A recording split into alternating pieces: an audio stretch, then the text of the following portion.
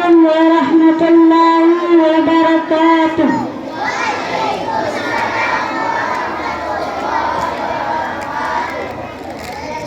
Ikrar wisudawan wisudawati.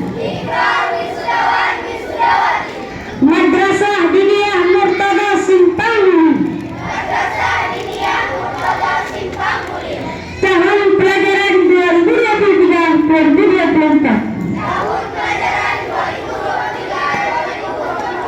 Bismillahi tawakkaltu. Alallahi la hawla wa la quwata illa billahil azim.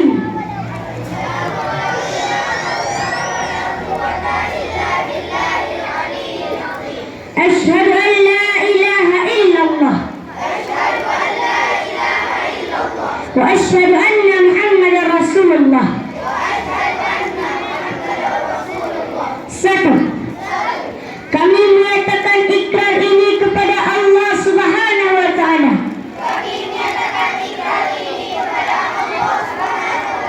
Dan dipersaksikan pimpinan Madrasah Diniyah Murtada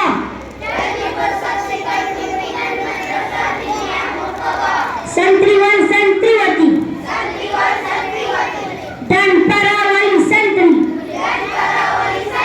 beserta keluarga besar Madrasah Diniyah Murtada. Dua, kami akan taat sepenuhnya kepada Allah, kepada perintah Rasulullah, dan menjauhi segala larangannya. Tiga, siap menjunjung tinggi ajaran Islam dengan berpedoman Al-Quran dan As-Sunnah.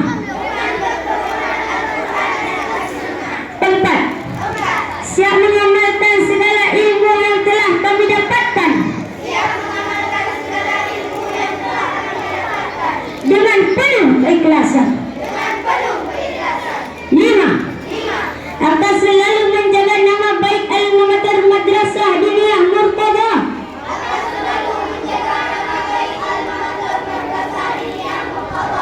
baik di dalam maupun di luar.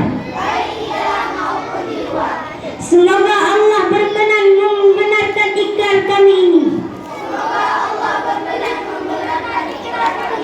beserta berkenan kiranya melimpahkan ampunan dan karunia-Nya kepada kami,